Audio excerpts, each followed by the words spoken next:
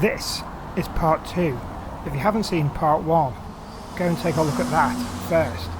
So here we are, further down the line at Wapping, with more evidence of the railway line with these pillars. Wapping Dock Station was just up the line from James Street and the pier head, next to the dock of the same name. It was mainly there to give access to the large warehouses. But next up the line was Brunswick. So the line came down past Brunswick, and here at Herculaneum it curved off and up into the tunnel in the sky. You can even see up there, I don't know if you can make it out, the LORY, Liverpool Overhead Railway Southern Extension. So we've come to the top of that big wall where the tunnel entrance was. We've come to the top of that to see what we can see from the top. And just ahead of me, I can see an archway. So let's go and take a look. So here it is, that archway I was talking about. So right underneath us here is that entrance to the tunnel that we could see from the outside. So this is the archway here. It's coming in at an angle.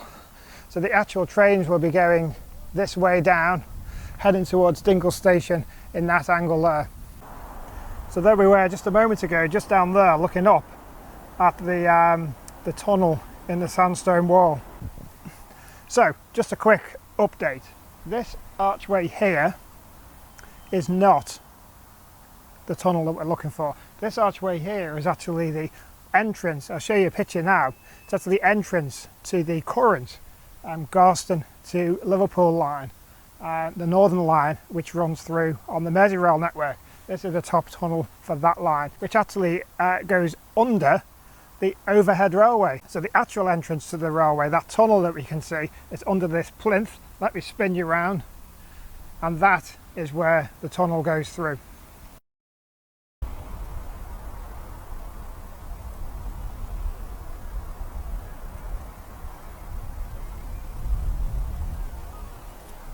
Now, let's just leave the railway for a moment. We're here at the top of that sandstone wall on Grafton Street, and a set of very typical Liverpool terraced housing. And these streets here running off up the hill. And these were made famous in the 1980s by a BBC sitcom series. So here we are at Kelsaw Street, or what's really called is Elswick Street, in the TV series Bread. Alright, Billy. And if you remember looking down the street to those views across the Mersey outside of Liverpool towards the Wirral Peninsula. And now, back to the Dingle. So here we are at the end of the line, here where Dingle Station was. Now Liverpool currently has 4 underground stations. This was the 5th.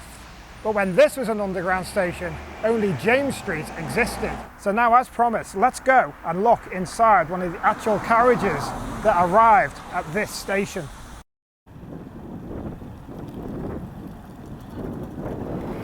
So here it is. This is the carriage, one of the carriages from the Warrior in the Sky, the Liverpool Overhead Railway. And this stanchion that it stood on is actually one section of the railway, showing you exactly how high off the ground that it was. So you can really take a look and see what the size and scope of this structure was for the entire length of the line, from the Dingle all the way up to Seaforth and beyond, as we've seen already. Let's go take a closer look, just see how high it is.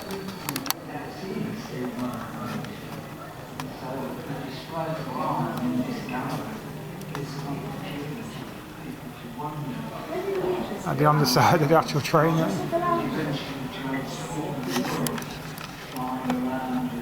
So let's go take a look upstairs and see what we can find on there. So here is a full-length model of the entire railway from the north down to the south. Let's go and take a look.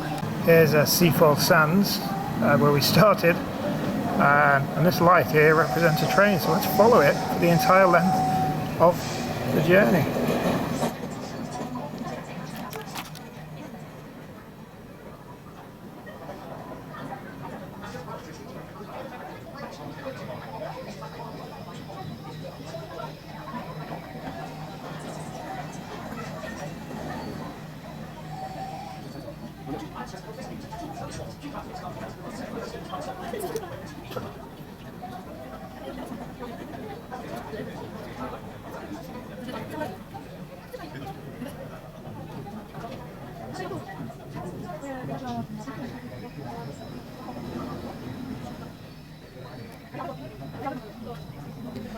Here we see the mock-up station with car number 3.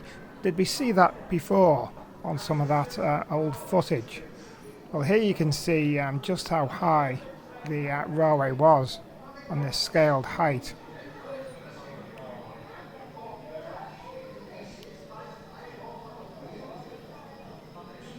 Here inside one of the carriages with the wooden seats and the windows with the leather strap to hold them down.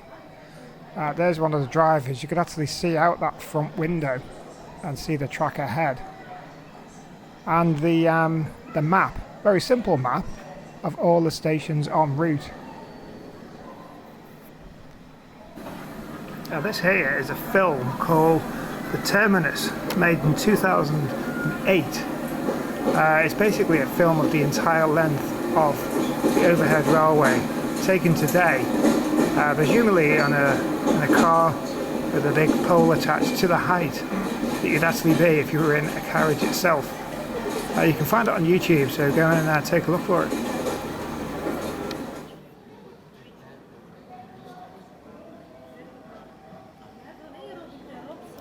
So this loco here, the Lion, actually has nothing to do with the overhead railway, but another railway, the first passenger railway in the world between two cities of Liverpool and Manchester.